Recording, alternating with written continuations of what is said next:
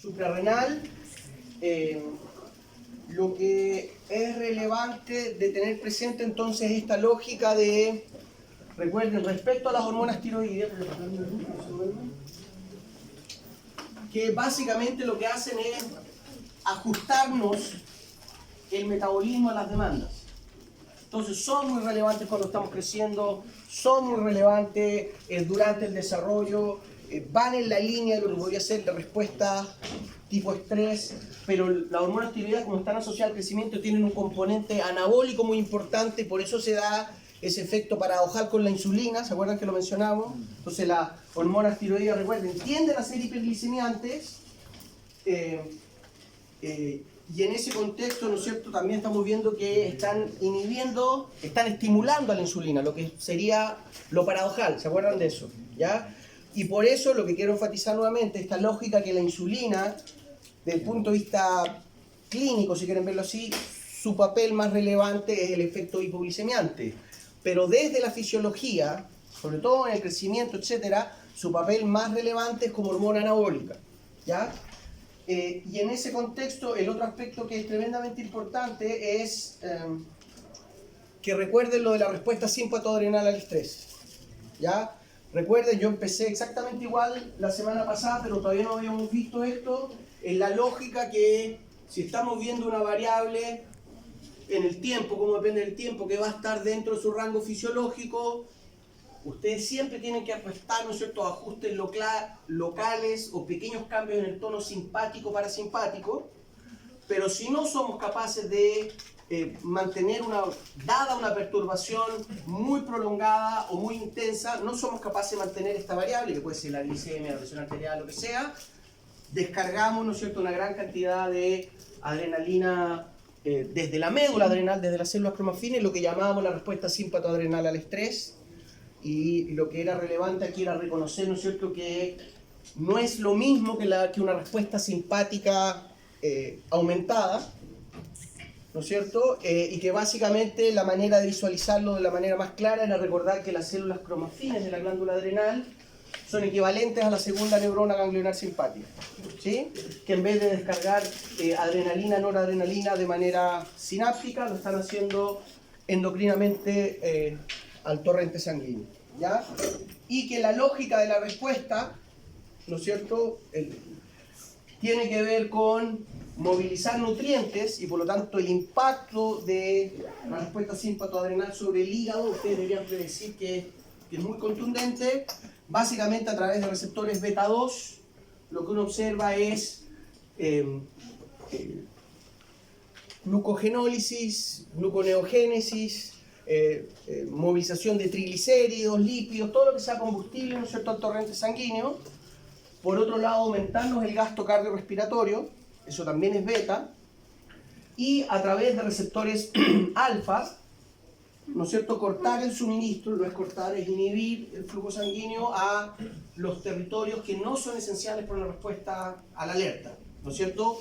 Básicamente territorios plácnico-visceral, incluyendo hígado. Entonces en el hígado, probablemente en unos fármacos van a ver esos aspectos.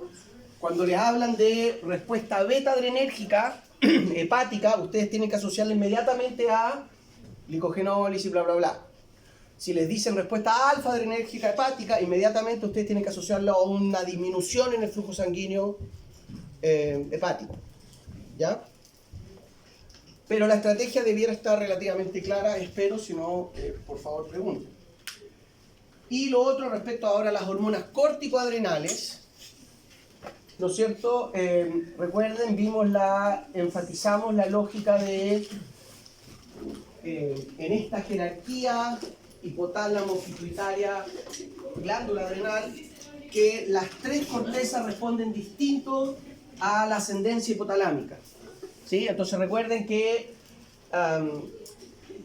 tanto la corteza fascicular como la reticular, es decir, la cortisol como andrógenos, dependen de ACTH, ¿sí? ¿Se acuerdan que esto lo mencionamos explícitamente? ¿No es cierto? Tienen los receptores de ACTH, por lo tanto, un aumento de ACTH genera aumento de cortisol, pero también de andrógenos. La gran diferencia es que cortisol sí regula arriba, los andrógenos no. Por lo tanto, ante una respuesta al estrés desde el hipotálamo, en que ustedes debieran esperar elevados niveles de ACTH que promueven un aumento en los niveles de glucocorticoides, particularmente el cortisol, y todas las respuestas que eso evoca. También va, y que es algo de lo que quiero enfatizar ahora, un aumento en los andrógenos, porque los andrógenos directamente van a entrar en balance con los andrógenos gonadales y por lo tanto nos básicamente inhiben río arriba en el eje hipotálamo pituitaria gonadal y por lo tanto si secretamos menos LH, folículo estimulante, inhibimos el sistema reproductor. ¿Ok? Y desde la zona glomerular, que es la que se está secretando la aldosterona, sintetizando y liberando en rigor, recuerden que la regulación que tiene es indirecta con el hipotálamo, pero hay una regulación. Esto quizás no lo he enfatizado, pero recuerden que el nervio simpático renal promueve la liberación de renina. Parte de esta respuesta hipertensora que nos genera, o hipertensivas que genera el sistema simpático, es aumentar los niveles de renina por un tono simpático. Por lo tanto, uno también podría lograr, si es que apareciera una pregunta de prueba, ustedes deberían ser capaces de decir que el hipotálamo, ahora paraventricular, a través de estar regulando el sistema nervioso simpático, estimula la liberación de renina e indirectamente la de aldosterona. ¿Ya? Para que lo vayan globalizando. Y hablamos directamente del sistema renina-angiotensina-aldosterona como el principal mecanismo de regulación de nuestra presión arterial media. ¿No es cierto? El impacto de la angiotensina 2, aumentar la actividad simpática, aumentar los niveles de las principales hormonas antidiuréticas, la vasopresina y la aldosterona, y además generar un aumento de la resistencia vascular periférica. ¿Se acuerdan de ese concepto, no es cierto? Y aquí yo también le enfaticé algo que tenemos que ir retomando, que es la lógica de que siempre vamos a ver, ustedes debieran poder identificar la respuesta más rápida y además la respuesta más contundente, que no siempre van de la mano. Entonces, en el caso de los cambios de la presión arterial, recuerden que la respuesta más rápida la da el reflejo vasoreceptor, que lo hablamos también del seno carotídeo, ¿se acuerdan de eso? ¿Ya? Esa es la respuesta más rápida, los reflejos van a ser la respuesta más rápida, pero esta es la más contundente. En el caso del reflejo del cuerpo carotídeo quimiorreflejo, por ejemplo, una caída en la presión parcial de oxígeno en la sangre arterial, una hipoxemia, el reflejo es además la respuesta más contundente. ¿Ya? Pero es importante que ustedes visualicen eso porque en algunos momentos uno hace un abordaje a la respuesta refleja para tratar de compensar directamente y otro, cuando uno piensa más a largo plazo, es la respuesta más sustantiva en términos de los efectos. ¿Se entiende lo que estoy diciendo? ¿Sí? Bla, bla, bla. Y lo otro que quería mencionarles, porque creo que no alcancé a mostrar explícitamente esta diapositiva, era enfatizar la lógica, que ya lo hemos dicho, ¿no es cierto?, que casi tan importante como la magnitud de una perturbación que va a determinar el grado de estrés que sense el sistema, es cuánto tiempo dura ese estrés. ¿Ya? Entonces, en el caso de la glándula suprarrenal o adrenal, esta caricatura de alguna manera sugiere esa lógica que cuando tenemos estrés, independiente de su magnitud, asumamos un estrés moderado que lo podemos manejar, lo que ustedes deberán esperar es la respuesta símpato-adrenal. ¿Ok? Pero si ese estrés se prolonga, ¿no es cierto?, lo que ocurre es que prevalece la respuesta córtico-adrenal. ¿Ya? No estoy muy seguro si lo dije o lo pensé, pero creo que dije en algún momento que el cortisol tendía a inhibir las respuestas de la médula adrenal. En la práctica eso no es así. ¿Ok? Lo que ocurre es que los efectos del cortisol se imponen sobre los efectos de la respuesta simpatoadrenal. Y ahí sí creo que lo mencioné, ¿no es cierto?, esta lógica que el cortisol no obedece a la racional fisiológica. Entonces genera esto, por ejemplo, de generarnos un efecto de hiperglicemiante, hiperinsulinemiante, y que tiende a dejarnos, ¿no es cierto?, con una resistencia a la insulina, y ahí empiezan a ver los problemas del mal manejo del estrés, que es un problema clínico real, ¿no es cierto?, que es básicamente, si una persona está con hipertensión crónica, sumado a eso, la potencialidad que se vuelva además diabético es alta porque va a estar con el cortisol elevado.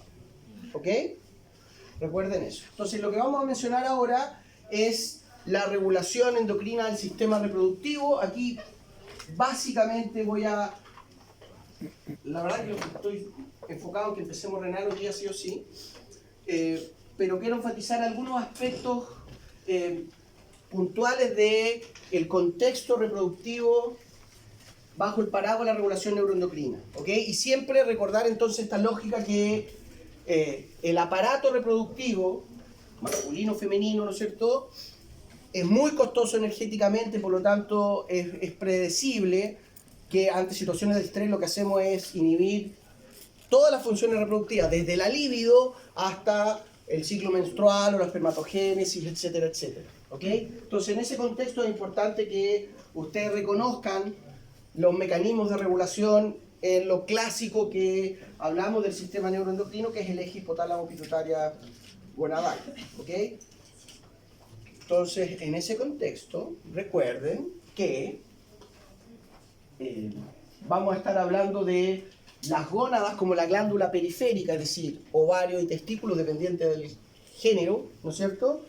Y aquí básicamente hay dos vertientes funcionales relevantes. Uno es la vertiente germinal, ¿no es cierto?, la producción de las células germinales, y por otro lado es el aspecto endocrino de las hormonas sexuales, tanto en el contexto de la regulación, de la integración, como de un aspecto no menor, pero que no vamos a abordar, que es caracteres sexuales secundarios, la viabilidad del individuo en la consolidación de la especie, no del propio individuo. ¿Ok?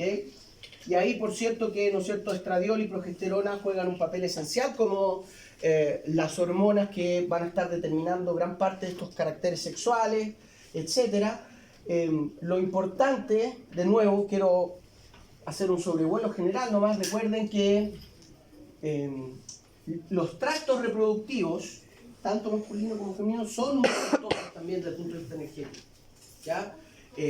La mantención y la viabilidad de la uretra, del oviducto o las trompas falópicas, como quieran llamarlo, ¿no es cierto?, están sujetos a una constante renovación celular, tienen una suerte de sistema inmune local que preserva, ¿no es cierto?, la viabilidad fisiológica, porque precisamente, ¿no es cierto?, los aspectos gametogénicos son muy demandantes, ¿ya?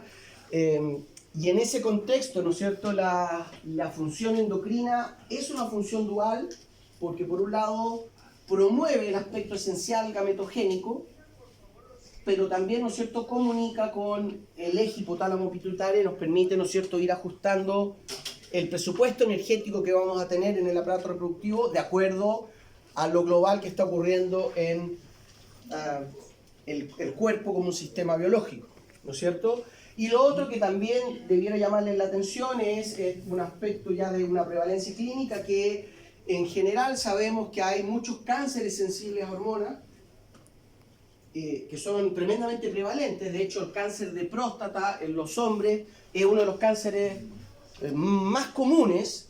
En las mujeres, tanto el cáncer uterino como de mama son de los más prevalentes. ¿Ya? Eso es tanto a nivel mundial como evidentemente a nivel nacional.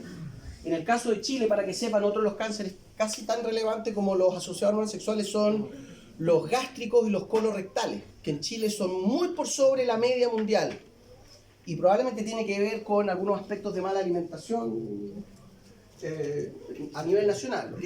Pero eso es importante porque entonces la regulación endocrina sobre los niveles de hormonas circulantes pueden incluso determinar un escenario pro-oncogénico, ¿ya? En particular, en el caso de las mujeres, ¿no es cierto?, en el estradiol es complejo porque en el estradiol existen cánceres sensibles a las hormonas sexuales y cánceres resistentes a las hormonas sexuales. Entonces, los cánceres sensibles a las hormonas sexuales es el clásico caso de los cánceres de mama prevalentes con la menopausia. Entonces, cuando la mujer entra en la menopausia y lo que se conoce como un hipogonadonismo primario fisiológico, ¿no es cierto?, los ovarios dejan de producir los niveles reproductivos, digamos así, de estradiol, hay una vulnerabilidad a adquirir estos cánceres. Pero por otro lado existe, y por otro lado se sabe que en otros tipos de cáncer, y en esos contextos se dice que, creo que de hecho hasta discutimos un paper de eso el semestre pasado, Y decíamos que el estradiol es protector del cáncer, para ese tipo de cáncer. Pero también sabemos que casi igualmente prevalente hay un cáncer de mama que se da en época fértil reproductiva que es insensible a los estrógenos. Pero en ambos casos, oscilaciones de los niveles hormonales por sobre el rango fisiológico generan vulnerabilidad, o al menos mayor prevalencia. ¿Ok? Entonces, ahí está también, desde un punto de vista clínico, la importancia de reconocer la regulación endocrina de estos aspectos gonadales. Entonces, recuerden, lo clásico de lo que hemos estado mencionando, aquí el eje se cumple tal cual como lo hemos visto para la hormona tiroidea, para la ACTH, el cortisol. Tenemos la hormona liberadora de gonadotropinas, esta es la hormona hipotalámica, hay un tono circadiano, etcétera, etcétera, pero ciertamente la principal regulación viene una vez que desde la adenohipófisis se liberan las hormonas, las gonadotropinas, que son la luteinizante y la folícula estimulante, ¿no es cierto?, que impactan, tanto en el caso del hombre como la mujer, en varios aspectos, pero desde el punto de vista de la regulación, en la producción de las hormonas sexuales, testosterona, estrógeno, progesterona, que inhiben río arriba. ¿Ok? Y como les digo, aquí lo complejo es que, por ejemplo, andrógenos corticoadrenales también inhiben río arriba. ¿Ya? Entonces ahí están esas comunicaciones entre los ejes, si bien operan de manera en paralelo, también hay que tener la asertividad de verlo en el contexto de regulaciones cruzadas. ¿Ya? Entonces, por ejemplo, cuando vemos, esto que dice acá, por si alguien no... interacción entre el eje hipotálamo pituitaria adrenal, hipotálamo pituitaria gonadal. ¿Ok? Entonces, lo que sabemos es que un aumento en los niveles de cortisol inhibe el eje reproductivo, llamémoslo así, tanto en el hombre como en la mujer, en los 3 niveles. ¿Ok? A nivel de hipotálamo se expresa como factor de transcripción en el genoma de estas células, ¿no es cierto?, el receptor de glucocorticoides que inhibe la producción de la hormona hipotalámica, la liberadora de gonadotropinas. Además, en la adenohipófisis hay una inhibición en la secreción de LH, FSH, y además directamente a nivel gonadal en la producción de, en la síntesis esteroidogénica en general. El cortisol inhibe la producción de testosterona o de estrógeno en un nivel muy temprano. No sé si se acuerdan cuando mencionábamos que la hormona esteroidogénica, ¿no es cierto?, el templado era el colesterol, a pregnenolona, y de ahí venían varios pasos relativamente sencillos, que todas estas hormonas son relativamente similares. Lo que hace el cortisol es inhibir muy temprano la primera maquillada, las primeras hidroxilaciones que se le generan a la pregnenolona, y por lo tanto inhibe directamente la producción de la hormona. ¿Ok? De la hormona sexual me refiero.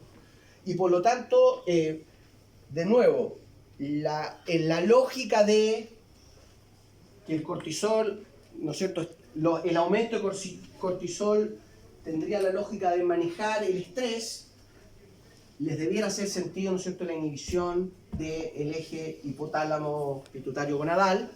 Además sabemos que el cortisol a nivel hipotalámico disminuye los niveles de serotonina, los disminuye directamente la libido, ¿okay?, en hombres y mujeres.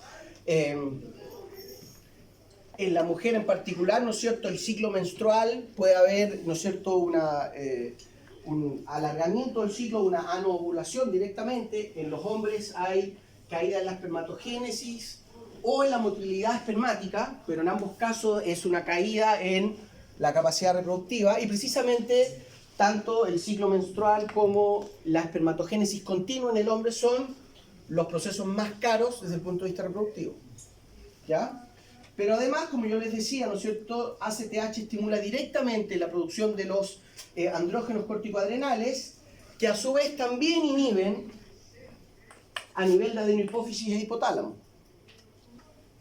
Y además, los andrógenos corticoadrenales compiten con las hormonas sexuales, por las globulinas y las proteínas transportadoras. Recuerden que estamos hablando de hormonas liposolubles, ¿no es cierto?, que para que tengamos una biodisponibilidad efectiva tienen que estar, ¿no es cierto?, transitando asociados a la proteína que une andrógeno o a la globulina que une hormonas sexuales. Y además los andrógenos, a través de estas aromatasas en los tejidos como los adipocitos, ¿no es cierto?, o el tejido encefálico, pueden convertirse la una en la otra, por lo tanto en la práctica la biodisponibilidad de la hormona sexual se ve disminuida. ¿Ya? Entonces realmente la ascendencia del eje de la glándula adrenal sobre la gonadal es muy importante. ¿Ok? Como les decía, en el contexto ya quiero dar algunas pinceladas rápidas nomás. En el caso del hombre, ¿no es cierto?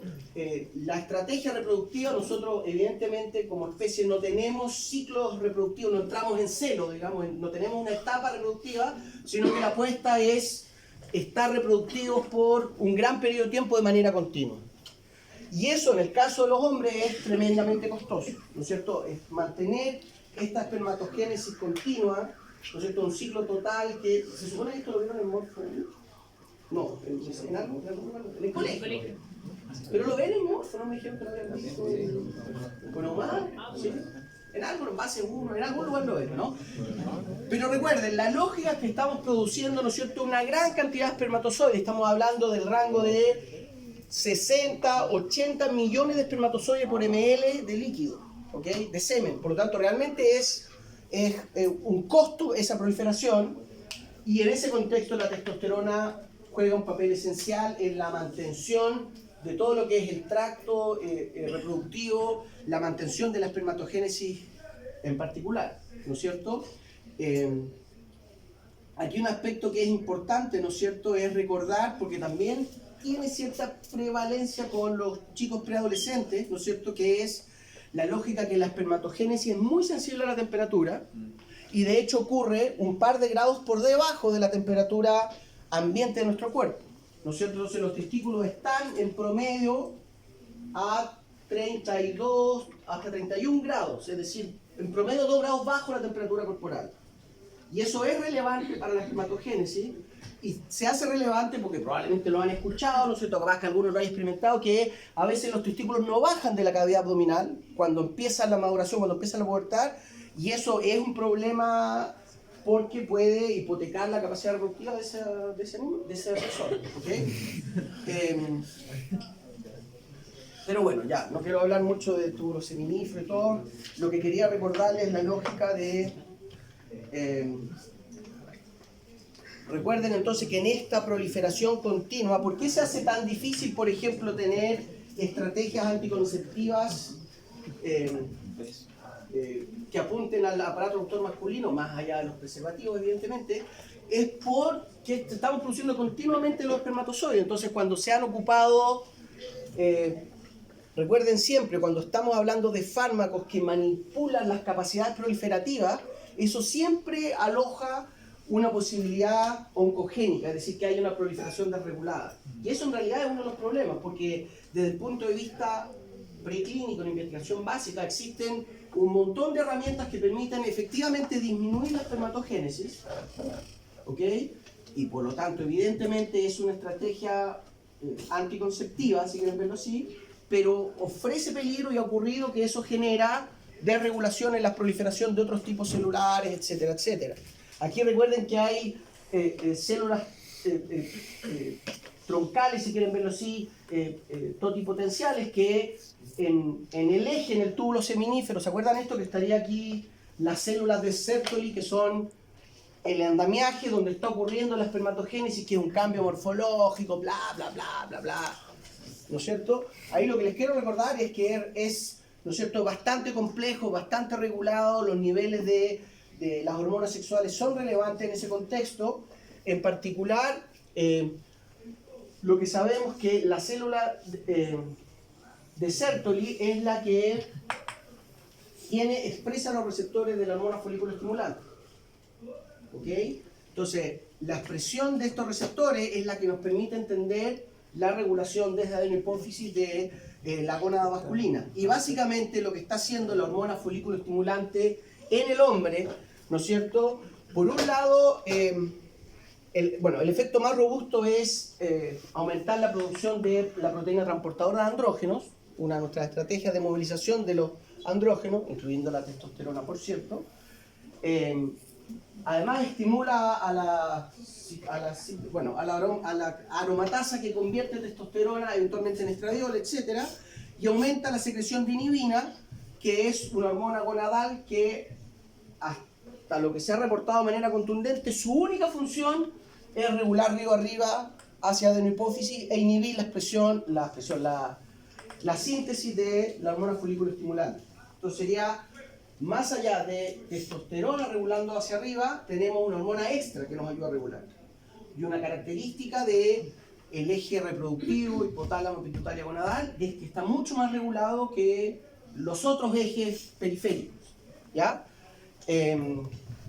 Además, las células de Sertoli están formando a través de caderinas, se forma lo que se conoce como la barrera hematotesticular, ¿no es cierto?, que también es relevante para tener en el ambiente, en el lumen de los túbulos seminíferos, ¿no es cierto?, un ambiente protegido, aislado de los vaivenes de muchas variables sistémicas, y eso favorece, ¿no es cierto?, que la espermatogénesis tenga una viabilidad, particularmente en la etapa final, que es la espermatozoidegénesis, digamos, en la parte final del cambio morfológico del gameto, ¿ya? Este esquema puede ser uno de los relevantes, ¿no es cierto?, porque aquí estamos viendo,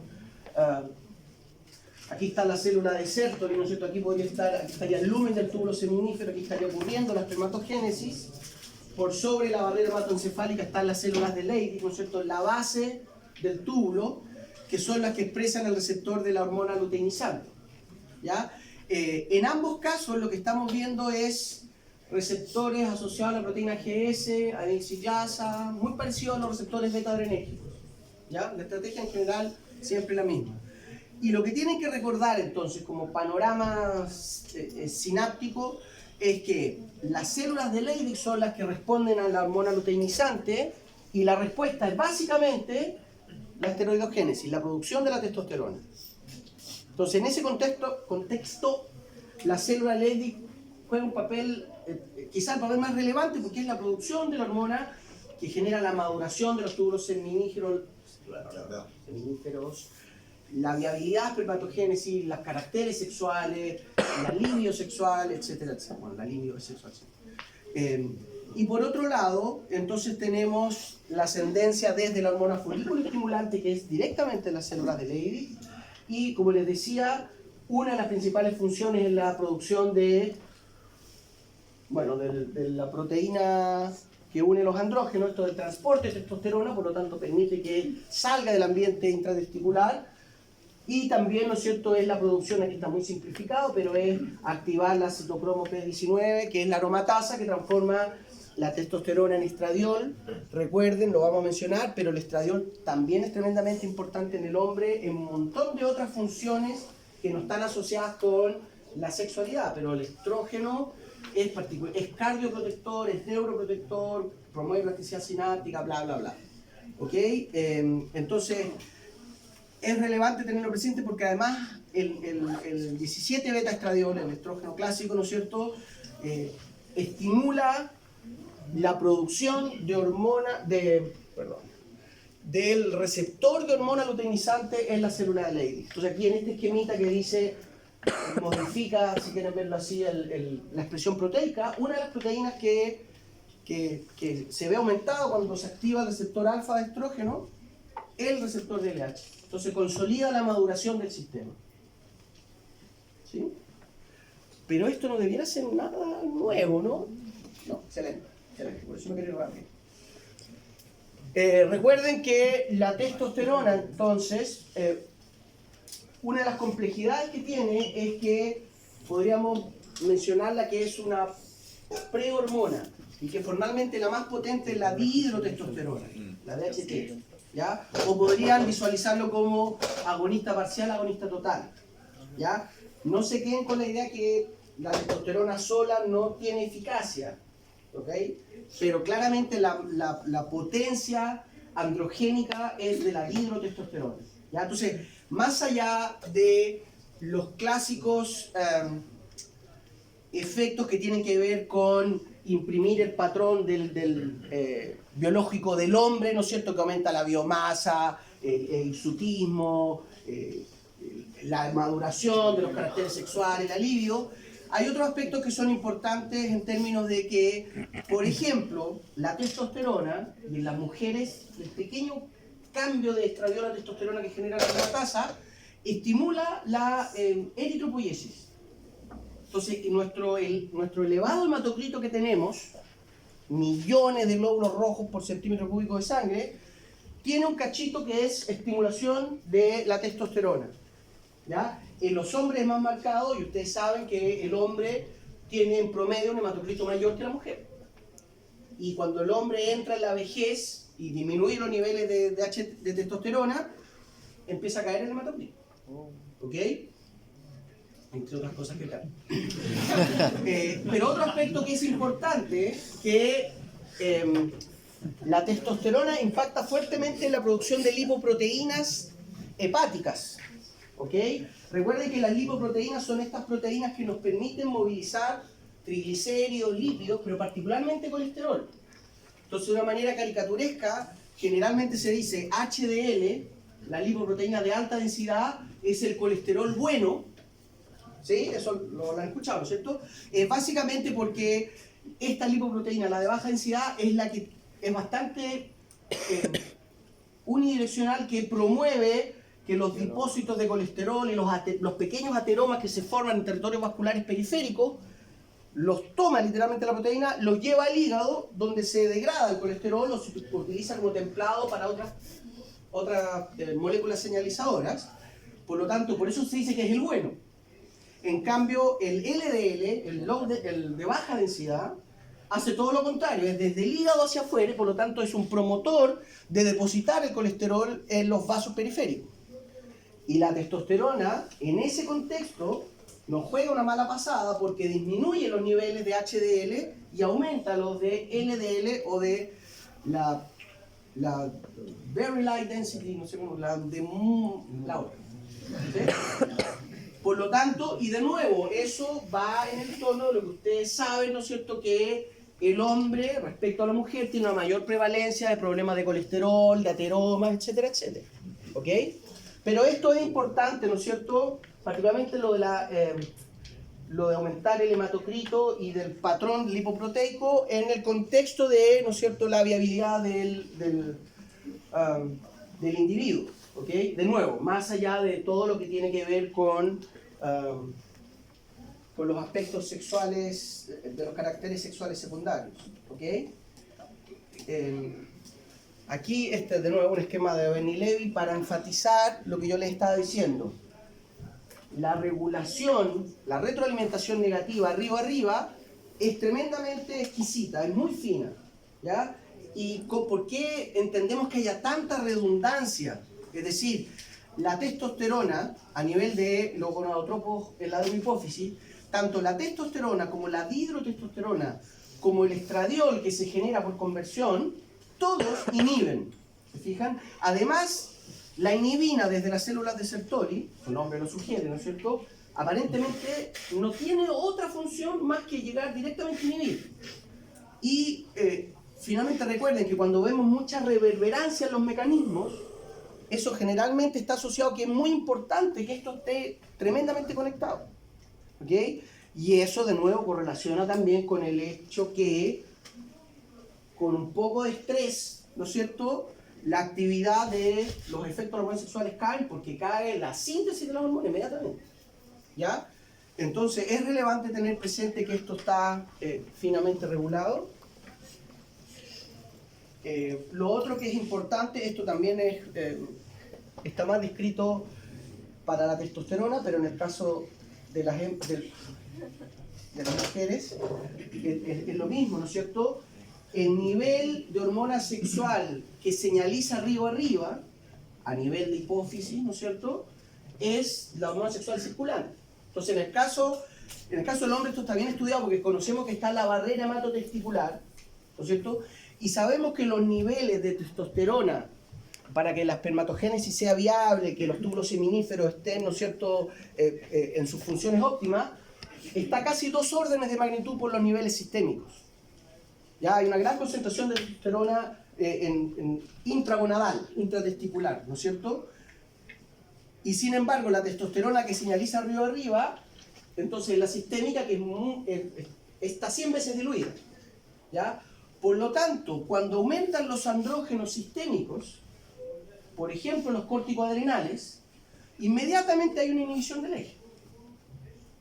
¿Sí? Entonces, hay que visualicen eso porque realmente entonces la testosterona y los efectos, digamos, las funciones sexuales, si quieren verlo así, incluyendo la gametogénica, van a estar influidas por hormona luteinizante y la folículo estimulante, por cierto, pero los niveles de testosterona intratesticular no son los que determinan la secreción hipoficiaria, sino que son los sistémicos.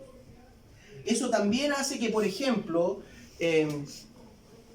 cuando los que van al gimnasio y se toman unos andrógenos, unos tremendos músculos, esos andrógenos inhiben fuertemente el eje reproductor. Y eso, claro, los musculosos y los Schwarzenegger pueden llegar a tener problemas de fertilidad. Porque con esteroides anabólicos, el esteroide inhibe fuertemente el eje y si bien los caracteres sexuales periféricos se mantienen, tienen unos super pectorales, unos tríceps, a nivel intragonadal está muy disminuida la respuesta. ¿Ok? Y digamos, eso también es para que visualicen la lógica que andrógenos corticoadrenales, ¿no es cierto?, son más potentes en inhibir el eje hipotálamo pituitaria gonadal que la hormona sexual dentro de la gonada. ¿Ok? Y lo otro que quería mencionarles tiene que ver con lo que va ocurriendo en la vejez, ¿no es cierto? La vejez, como yo les decía técnicamente, es un hipogonadoísmo primario, es decir, empiezan a disminuir los niveles de testosterona. En el caso del hombre, en las mujeres va a ser exactamente lo mismo, ¿ya? Y básicamente es por una baja producción a nivel gonadal. ¿Ok? Cuando uno mide los niveles de... Miren en este caso, aquí lo que estamos viendo es testosterona libre. Esto es testosterona local, que incluye la testosterona unida tanto a la albúmina como a la globulina, que une hormonas sexuales. Esta es la de alta afinidad. ¿Se fijan? Entonces, cuando uno sabe que está en presencia de un hipogonadoísmo primario, cuando ve que los niveles de testosterona bajan, pero en respuesta la hormona luteinizante sube. ¿Sí? Porque lo clásico del eje de inhibición. Si estuvieran las dos bajas, uno podría decir que es un hipogonadismo secundario, que es muy poco prevalente. En general, recuerden, las gónadas, tanto masculinas como femeninas, son costosas y por lo tanto con la vejez ahí va a ocurrir la caída de las hormonas. ¿Okay? Y lo que uno ve, de hecho, es una respuesta incluso a nivel hepática, que a medida que empieza a aumentar, aquí, recuerden, estamos viendo los niveles de testosterona en una trayectoria etaria hasta los 80 años. Lo que uno ve es que empiezan a caer los niveles de testosterona, hay una respuesta refleja endocrina de aumento de la hormona luteinizante, pero como es un problema primario, no va a haber una respuesta y sigue cayendo. Uno ve que hay una respuesta hepática compensatoria. En la mujer es lo mismo, y uno empieza a producir más globulinas transportadoras de hormona, y eso compensa por mucho tiempo los niveles de testosterona, el nivel total. ¿Entienden lo que estoy diciendo, no? Entonces, empieza a caer el nivel de testosterona, una señal hepática, recuerden, la misma testosterona señaliza hígado. Esto no está descrito el mecanismo fino, pero sabemos que los hepatocitos expresan receptor de testosterona, por lo tanto, la lógica mecanística está ahí, digamos. ¿Ya? Entonces, probablemente se lee esa caída de testosterona en el hígado y hay una respuesta también compensatoria.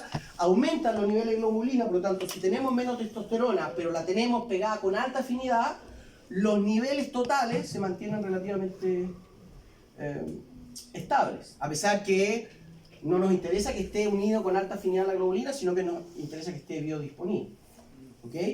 Y lo que les quería mencionar, que por eso saqué esto de la Journal of Clinical, bueno, esta es una revista bien buena, que aquí nos muestran algo que, de nuevo, también ocurre tal cual para las mujeres, que la cantidad de grasa corporal determina más que la edad los niveles de hormonas sexuales libres. Entonces, en este caso, lo que está marcado aquí con una banda, esto del error experimental asociado, esto es una persona con talla sana, ¿no es cierto?, con un índice de masa corporal menor a 25 kilos por metro cuadrado de animal. No lo tomo personal, ¿no? Pero cuando estamos, ¿no es cierto?, con sobrepeso o con obesidad, lo que vemos es que realmente los niveles de la hormona caen. ¿Ok? Y recuerden lo que yo les he dicho, la aromatasa es producida por tejido adiposo. Entonces, si empieza a aumentar la masa lipídica, ¿no es cierto? Lo que ocurre es que ese testosterona se está convirtiendo en estradiol. Y de hecho, recuerden, en la obesidad mórbida hay feminización y se agudiza la voz, etc. En los hombres, evidentemente. En las mujeres se ha visto lo mismo. Un aumento de la grasa, de los lípidos, disminuye los niveles de estrógeno. ¿Ok? Y de nuevo, recuerden lo que yo les había dicho hace un rato. Cuando esto oscila de manera importante, nos hace más vulnerable a, eventualmente, cánceres prostáticos, uterinos, Entonces, el manejo que es algo medio de perogrullo, pero no se explicita siempre, el manejo de la talla, ¿no es cierto?, del peso, no estar con sobrepeso, incluso tiene un efecto oncoprotector. ¿Sí? ¿Se entiende esa lógica, no es cierto? Ya, otros aspectos que quería mencionarles. ¿Estoy muy acelerado, no? Nada.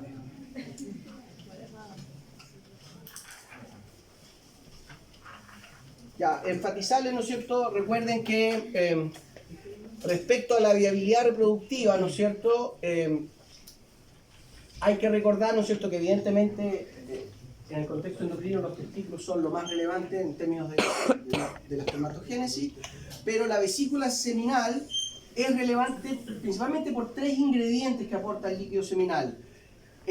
Quizá el más relevante es la prostaglandina, porque la prostaglandina inhibe, es inmunosupresora en el tracto femenino, entonces inhibe que este sistema inmune residente en el tracto reproductor femenino ataque estas células invasoras. ¿Okay? Por lo tanto, es relevante para la viabilidad de, ¿no es cierto?, la posibilidad del encuentro, de la fecundación de los gametos, ¿no es cierto? Lo otro es que tiene, ¿no es cierto?, una gran cantidad de fructosa. La fructosa es la exosa que ocupa preferentemente ¿se acuerdan del patrón de 9+2 de la base del flagelo?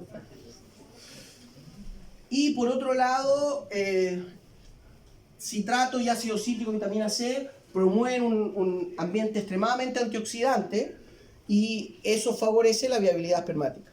¿Ok? Y por otro lado, en la próstata, ¿no es cierto?, se genera la fosfatasa ácida que promueve en la fecundación, va a ser relevante para la degradación de la zona pelúcida, ¿se acuerdan de eso? Y también hay grandes cantidades de zinc, ¿no es cierto?, zinc, un catión bivalente, que lo que hace es estabilizar el ADN masculino del espermatozoide. Y eso es relevante porque todos los cambios morfológicos que sufre el gameto masculino, incluso durante la fecundación, exponen al material genético a eventualmente algún corte, algún daño, y por lo tanto que haya gran cantidad de zinc estabiliza muchísimo el ADN. ¿Ok? No sé si lo mencioné, pero probablemente lo dije, que en las células beta, en la vesícula, hay gran cantidad de zinc también que estabiliza la insulina. Genera una suerte de cristales, visualícenlo literalmente como un hielo donde está el ADN compacto y más protegido. ¿Ok?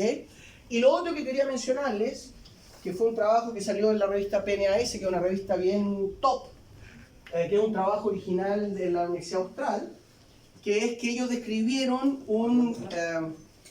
una proteína. Siempre cuando se dice factor, recuerden que en la práctica es una proteína que no ha sido completamente aislada y por lo tanto no sabemos su secuencia primaria. Pero cuando uno dice factor de coagulación, en general son proteínas siempre, ¿ok?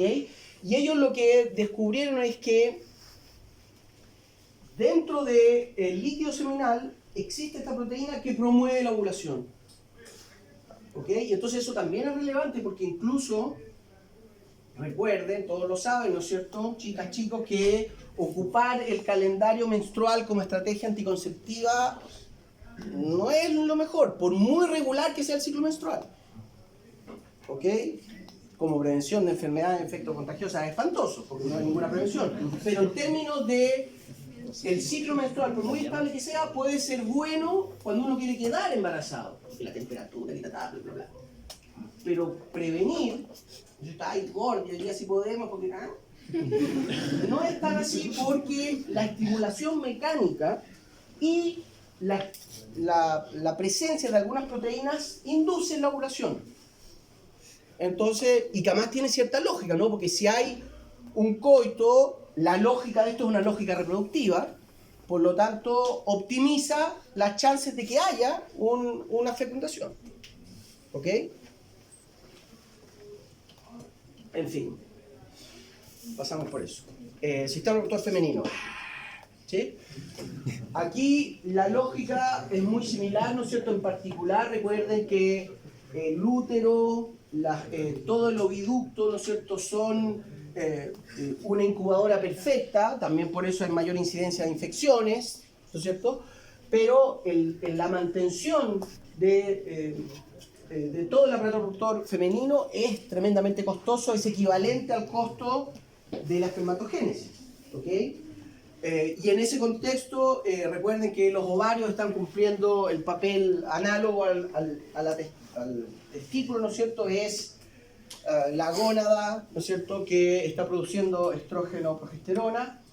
Aquí les quiero enfatizar de nuevo, no quiero entrar en los detalles porque además esto es puro leerlo, pero recuerden, ¿no es cierto?, hay algo que siempre está en los libros, ¿no es cierto?, esta lógica existe, ¿no es cierto?, una mujer reproductiva tiene un número limitado de ovocitos. ¿Se acuerdan todos de eso? ¿No es cierto? Que básicamente antes de nacer ya están ocurriendo los primeros eventos en la mitosis 1, la primera meiosis, ¿se acuerdan? Bla, bla, bla.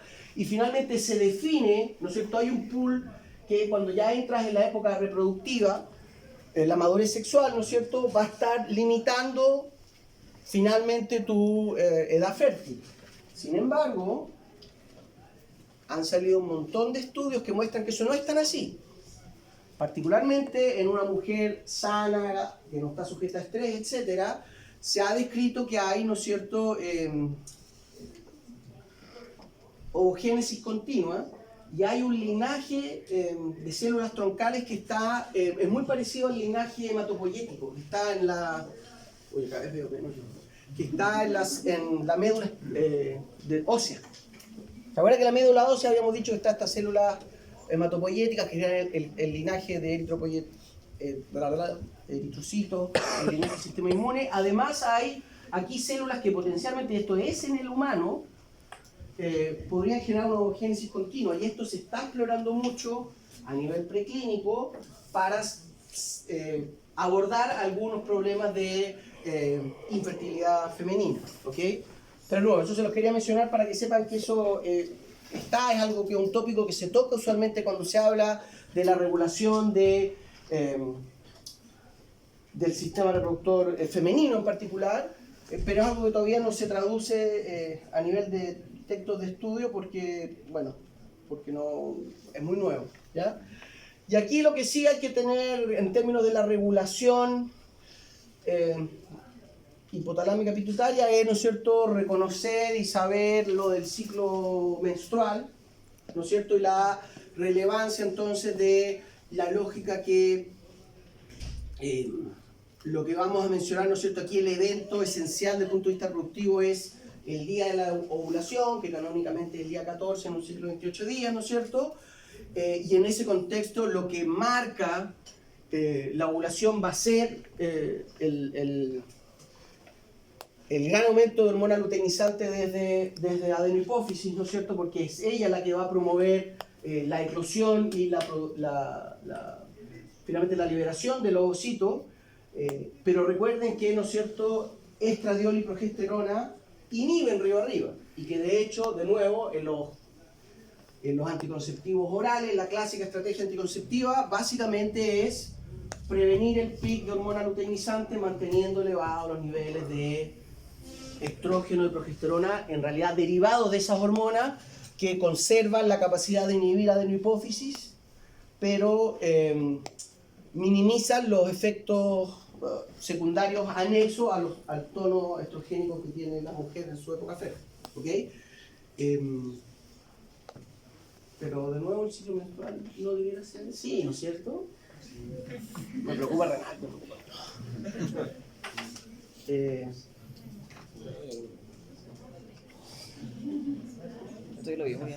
Sí, esto era para recordarles la lógica, ¿no es cierto?, que tanto en el aspecto lúteo, ¿no es cierto?, de la maduración del gameto, eso correlaciona finamente con el momento en que el endometrio llega a su mejor día, el día de la ovulación. De nuevo, tiene la lógica impecable reproductiva, aquí no hay ninguna, digamos, no escapa la lógica fisiológica, ¿sí?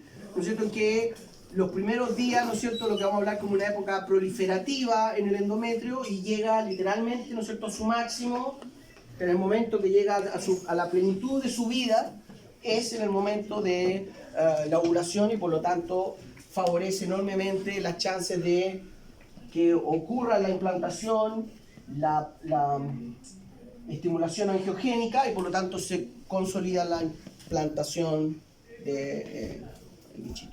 ¿Sí? Eso. ¿Sí? Pasemos a regalar aquí entonces, ¿no? Y aquí quería, porque de hecho lo que me preguntó Fernando, que yo balbuceé alguna respuesta medio orientada a rata, pero no a lo que ocurre en una mujer, lo estuve revisando y efectivamente el estradiol sí cumple un papel promotor de la densidad ósea. ¿Ok? Entonces la lógica aquí, lo que yo le había dicho, porque efectivamente, para tratar de cerrar mi espalda, en animales, en ratas, prácticamente que tienen mucho movimiento, efectivamente el estímulo mecánico es uno de los mayores relevantes en términos del proceso de densidad ósea. Que de hecho en los humanos también es así, es decir, si uno hace ejercicios, eso te mejora la salud ósea. ¿Ok? Pero en la mujer, estos datos fue una revolución de lo que yo encontré directamente en la mujer, y se lo pregunté también a una endocrinóloga que me dijo que sí, eso es bien así, que tiene la lógica de que el estradiol, ¿no es cierto?, está promoviendo funciones que estén orientadas al éxito reproductivo y no a la homeostasis, en este caso de la mujer. Entonces, tiene un efecto paradojal, porque el estradiol directamente tiene un efecto hipercalcemiante y por otro lado un efecto hipocalcemiante. Entonces, el efecto hipercalcemiante es que el 17 del estradiol estimula tremendamente la absorción duodenal de calcio. Es mucho más efectiva que la PTH, por ejemplo. ¿Ok? Y por lo tanto, efectivamente hay un efecto neto de aumentar los niveles de calcio. Pero por otro lado, aumenta, ¿no es cierto?, la maduración del osteocito y la absorción del calcio en el hueso. Entonces, finalmente es un flujo vectorial de calcio que en la práctica, si bien uno podría arguir que este incremento de la absorción de calcio es un efecto hipercalcemiante, finalmente todo ese calcio se va directo a los huesos. Entonces, cuando hay, por ejemplo, una espiga de estradiol en el ciclo menstrual, por ejemplo, uno no ve que hay un aumento de PTH, porque en la práctica el calcio está pasando directamente a los huesos. Pero lo concreto es finalmente, ¿no es cierto?, que aumenta la densidad ósea.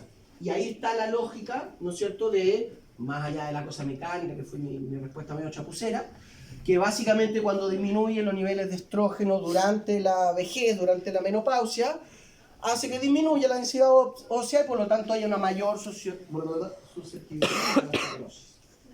¿Ok?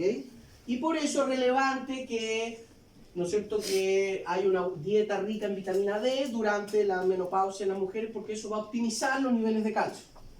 ¿Ok? Y de alguna manera puede minimizar la pérdida de calcio desde los ojos. No. Perdón, estoy pensando en el riñón. Otro aspecto que yo les decía, y esto, recuerden, en hombres también es lo mismo, ¿no es cierto? El estradiol es hepatoprotector, es cardioprotector y es neuroprotector. ¿Ok? En particular, uno de los efectos que es bien claro del estradiol es que estimula la óxido nítrico sintasa endotelial, es decir, la producción de óxido nítrico vascular. Recuerden lo que hemos mencionado, y después de riñón vamos a entrar en sistema cardiovascular, pero que el óxido nítrico nos mantiene un tono, ¿no es cierto?, un calibre de nuestras arterias, principalmente porque dilata, relaja la musculatura lisa, ¿sí? Por lo tanto, ¿no es cierto?, si lo miramos de frente, ¿no es cierto?, aumenta el óxido nítrico y aumenta el diámetro de un vaso y por lo tanto el flujo sanguíneo aumenta. ¿Ok? Además, el óxido nítrico, recuerden, más la prostaciclina, pero el óxido nítrico per se, tiene un factor inhibidor de las plaquetas. Por lo tanto, también hay un efecto antiagregante que promueve el estradiol, ¿ya? Pero lejos del principal efecto, que de hecho, el efecto que cuando se dice de cardioprotector, hepatoprotector, es el efecto de mejorar la circulación, que además va acompañado con un efecto angiogénico, porque el estradiol estimula la óxido nítrico sintasa endotelial y también el factor de crecimiento endotelial vascular. Estos factores tróficos que promueven angiogénesis. Entonces, por ejemplo, la capacidad regenerativa antiminaria razonable en tamaño, la parte de la angiogénesis ya es promovida por el tono de estradiol presente. ¿Ok? Y a nivel central también promueve estos aspectos, pero además a nivel central, y recuerden que yo se los mencioné cuando hablamos de señalización esteroidal, el estrógeno promueve plasticidad neuronal. De una manera muy similar a lo que era la potenciación a largo plazo. ¿Alguien se acuerda algo de eso?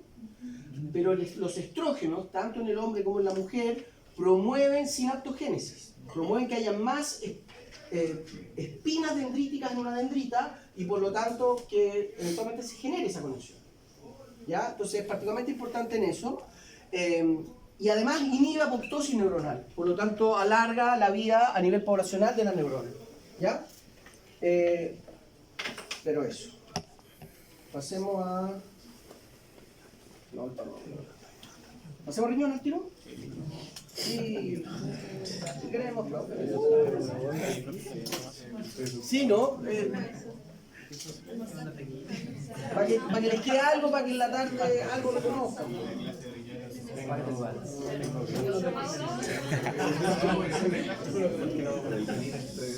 ¿Quién tengo que exponer? Excelente. ¿Salió bien? Ya chicos, 20 minutitos de renal y se van a almorzar. Ya, callados, silenciados, refrenados. Ya, primera aclaración, por si alguna vez leen un libro, recuerden que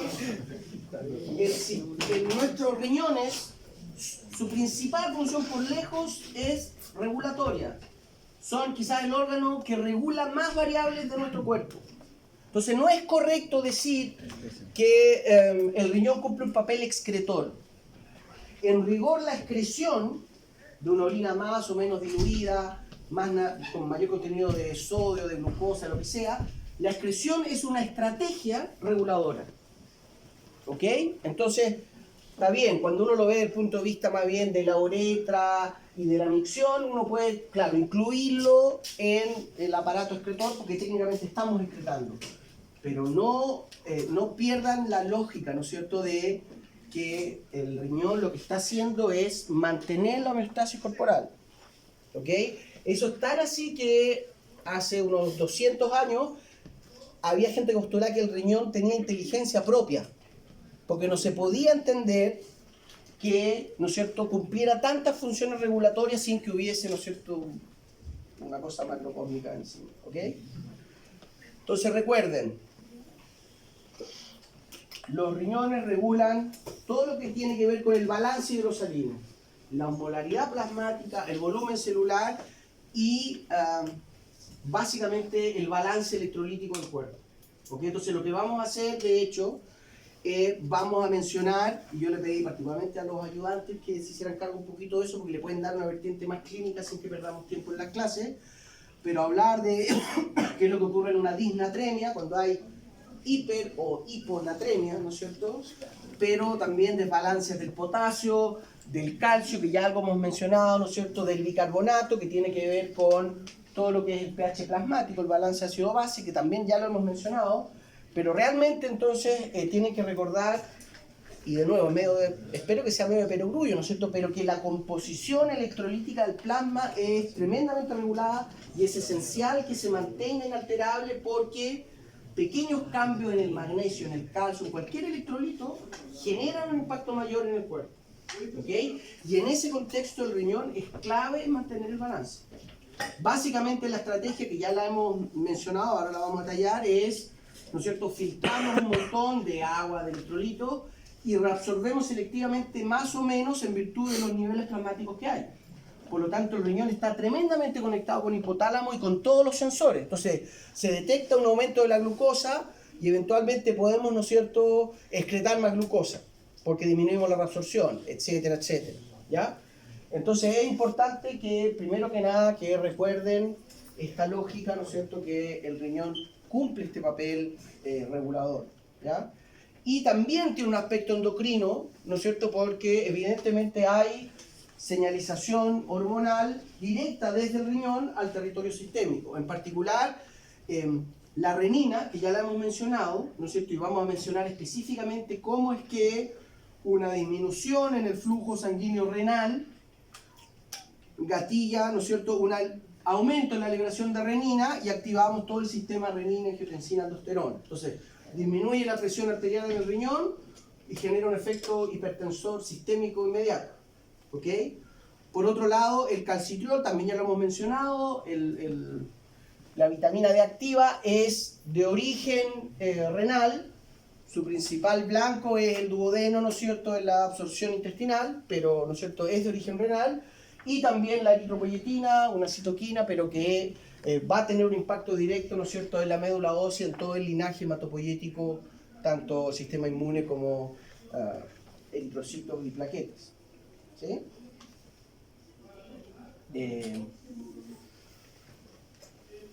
Bla, bla, bla. Estoy muy acelerado, parece. Pero el riñón, recuerden, muy bonito, tenemos dos. La característica, ¿no es cierto?, desde el punto de vista sistémico, que los riñones, ¿no es cierto?, 150, 200 gramos corresponden más o menos al 5% de nuestro peso corporal, sin embargo se llevan un cuarto del gasto cardíaco de todo el oxígeno que estamos consumiendo. Entonces realmente eso inmediatamente nos posiciona en la lógica de que los riñones, ustedes siempre visualícenlo así, son tremendamente sensibles. Cuando uno está estresado, la cantidad de prevalencia de patología renal es muy alta, porque lo que sabemos es que los riñones se están llevando más o menos 1,4 litros, 1,5 litros de sangre por minuto. ¿Se acuerdan cuánto era el gasto cardíaco basal? ¿Lo mencionamos la semana pasada? El 8% de una persona de 70 kilos es como 5 litros. Entonces estamos bombeando 5 litros por minuto, pero en cualquier momento que saquemos una foto a ese cuerpo, 1 litro, 1,5 litros de toda la sangre va a estar en el riñón. ¿Ok? En territorio renal, en ambos riñones. ¿Ok? Pero eso inmediatamente, ¿no es cierto?, nos sugiere que efectivamente si tenemos aquí receptores alfa-adrenérgicos y pegamos una cogotada a la arteria renal, vamos a tener un montón de sangre disponible para redistribuirla. Sin embargo, vamos a ver que la entrada de sangre arterial al riñón es la que va a definir la respuesta del sistema renina-angiotensina. Por lo tanto, no es muy buena estrategia dejar al riñón, y nos conviene que el flujo sanguíneo renal sea bastante estable, que es algo de lo que vamos a hablar. Entonces, finalmente nuestra estrategia es cortarle el suministro a habitualmente todas las otras vísceras, pero al riñoncito, que se lleva una buena parte de la torta, lo dejamos tranquilo. ¿Ya? Entonces, en términos de gramos de tejido, el riñón de hecho da hasta más oxígeno que el cerebro. ¿Ok? Y aquí, de nuevo, algunas perogrulladas. Recuerden, ¿no es cierto?, que la clásica, el assumption, el supuesto de la fisiología renal es la función renal como un todo es la suma de la función de la unidad funcional, que es el nefrón, o la nefrona, como dicen los españoles. ¿Okay? Tenemos alrededor de 1.200.000 nefrones por riñón. ¿Ok?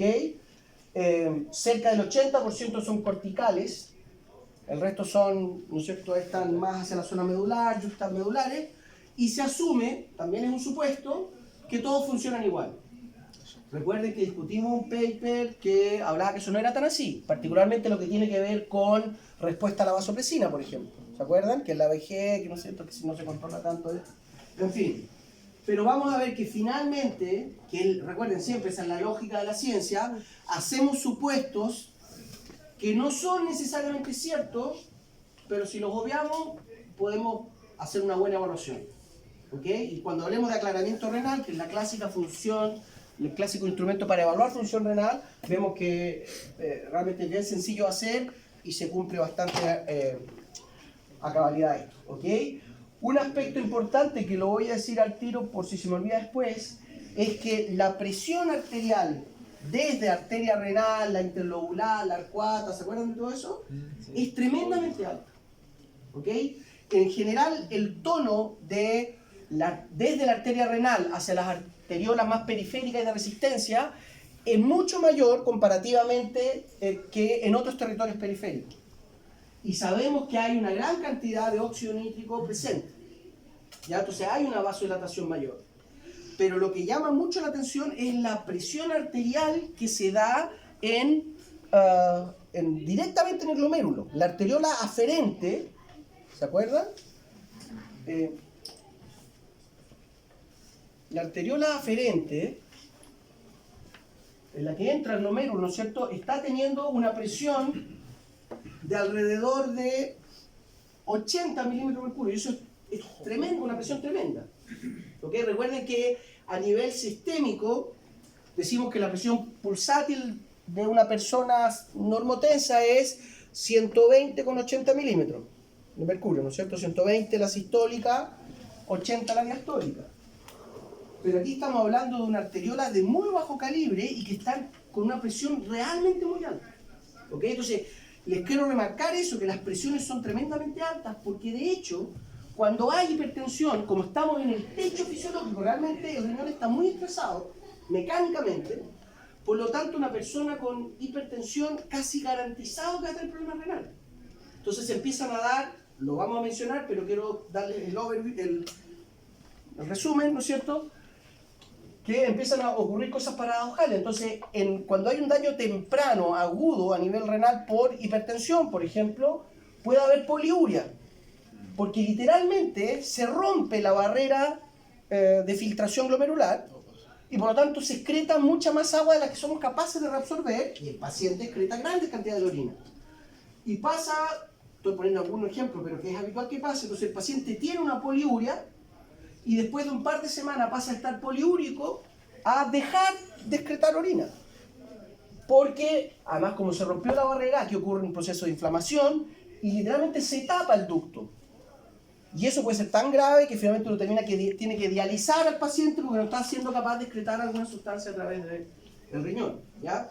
Pero lo que quiero llamarles la atención entonces es que recuerden que la irrigación renal es bien exquisita, el riñón está tremendamente irrigado, un gran flujo sistémico se lleva el 25% del gasto cardíaco total y además la presión de perfusión es tremenda.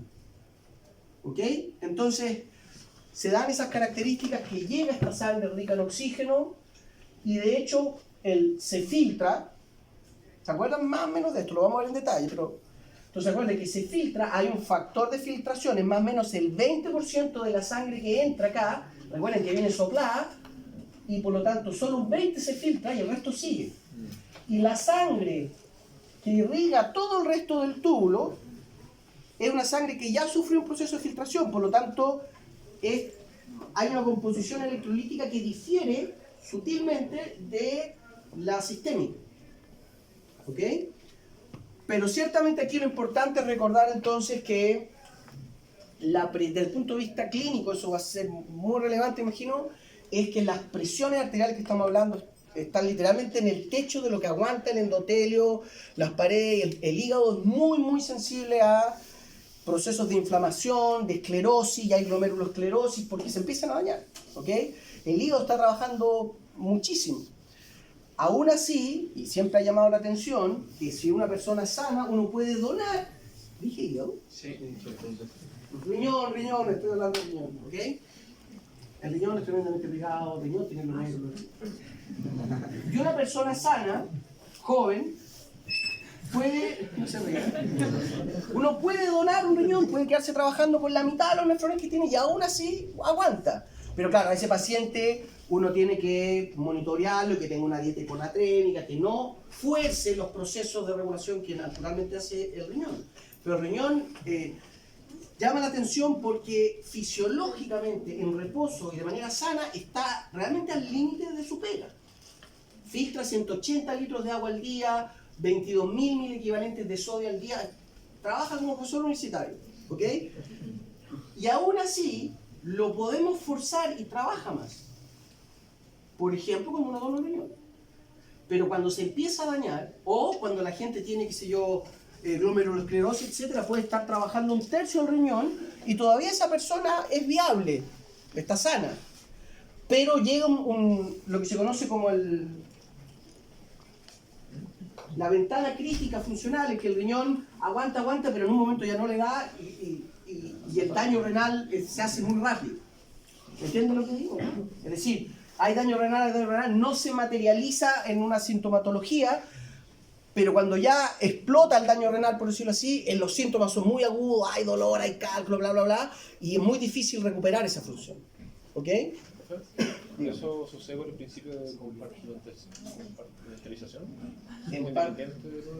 En parte sí, pero en general lo que vemos es que, claro, que si hay una zona que está dañada, los glomérulos adyacentes se hacen cargo de esa pega, ¿ok? De nuevo, esto es terminología clásica para que todos visualicemos bien lo que vamos a tener que visualizar de ahora en adelante, ¿no es cierto? Recuerden, aquí estaría arteriola aferente y eferente, la entrada, ¿no es cierto?, de la sangre arterial sistémica al corpúsculo renal, al glomérulo propiamente tal, a la cápsula de Bowman, ¿sí? Que recuerden, por eso les puse este esquemita, en rigor esto está visualizado así para verlo más fácil, pero en rigor el glomérulo enfrenta la zona, ¿no es cierto?, de la rama ascendente de Henle, ¿no es cierto? El glomérulo está hacia acá. Y eso va a ser relevante porque sabemos que estas células de la mácula densa, con algunas de las arteriolas aferentes y que forman el glomérulo, se comunican y aquí es donde se secreta la renina en virtud de cuánta sangre está entrando. Entonces, el flujo sanguíneo renal, un indicador indirecto de la presión arterial sistémica, conversa con células de la mácula densa, liberamos renina, aumenta la producción de angiotensina 2 y vamos regulando o disminuyendo la presión arterial en virtud del flujo sanguíneo renal. ¿Ok? Ya, al menos llegar a lo que quería llegar.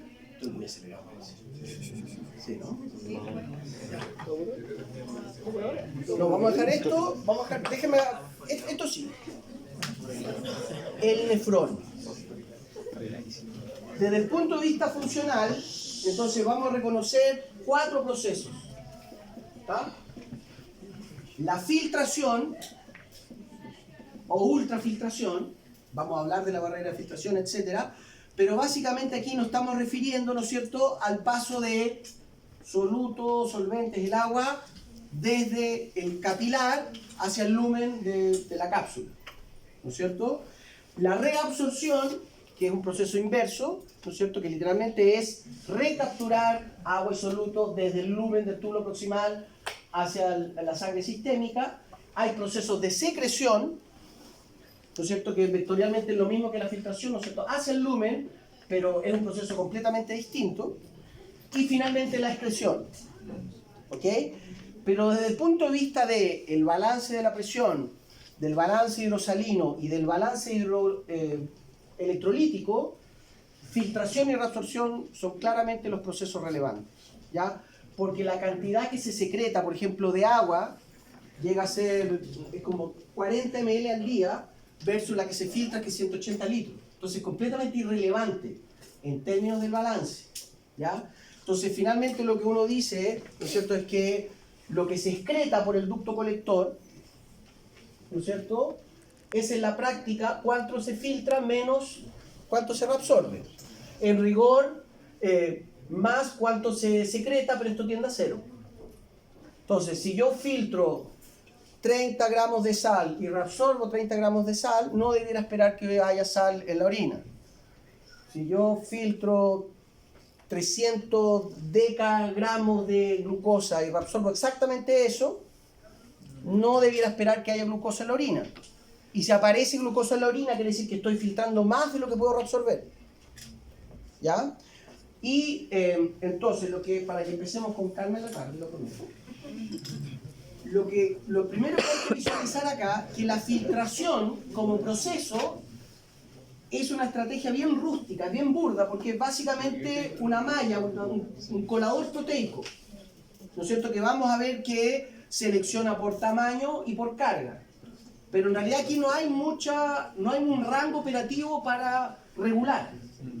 Básicamente, imagínense una manguera que tiene un corte y uno le pone un paño todo julero, va a estar goteando. Si hay más presión arterial, va a gotear más. ¿Sí? Si se rompe la barrera de filtración, ahí está la poliuria, ¿no es cierto? Porque vamos a estar filtrando mucho más. En contraposición, que la reabsorción descansa básicamente en transporte activo primario y secundario, cinética saturada, y por lo tanto tiene un límite. ¿Ok? Entonces, pero básicamente cuando estamos hablando aquí, lo que tienen que recordar, y por eso, digamos, uno les da tanto bombo con los transportadores el semestre pasado, bla, bla, porque aquí lo relevante es eso, son proteínas altamente selectivas, y recuperamos selectivamente el bicarbonato, el sodio, el calcio, el magnesio, bla, bla, bla, bla, bla, pero eso tienen una capacidad de transporte. Por lo tanto, si filtramos más de lo que podemos reabsorber, vamos a tener un balance neto de que estamos empezando a perder sustancia. ¿Ok? Pero por otro lado, desde el punto de vista clínico, que sabemos que no se filtra todo, sino que eso, menos del 20% del total de la sangre, es un buen indicador del plasma. Entonces, si tú ves que el paciente tiene glucouria, si hay glucosa en la orina, eso le está diciendo que en el fondo ese paciente está con una glicemia más alta de lo fisiológico. Porque si viésemos, y con esto sí que cierro, se lo súper juro, flujo, ml por minuto, en función, imaginémonos, de glucosa, de la concentración de glucosa. La filtración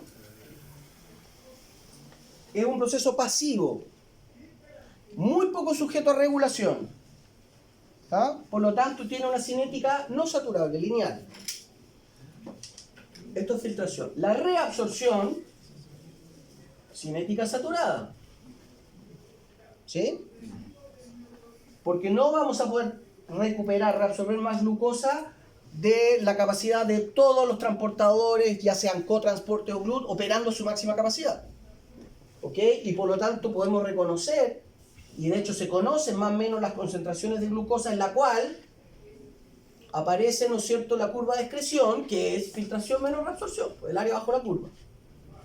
¿Se fija? Entonces, este gráfico, que de nuevo lo vamos a ver en detalle, pero lo que me interesa posicionar, para que lo tengan en la bolivera cuando hablemos de la tarde de esto, ¿no es cierto?, es el índice de filtración, reabsorción, uno lo puede cuantificar, ¿no es cierto?, y es relevante porque nos va a estar indicando los niveles plasmáticos finalmente del soluto.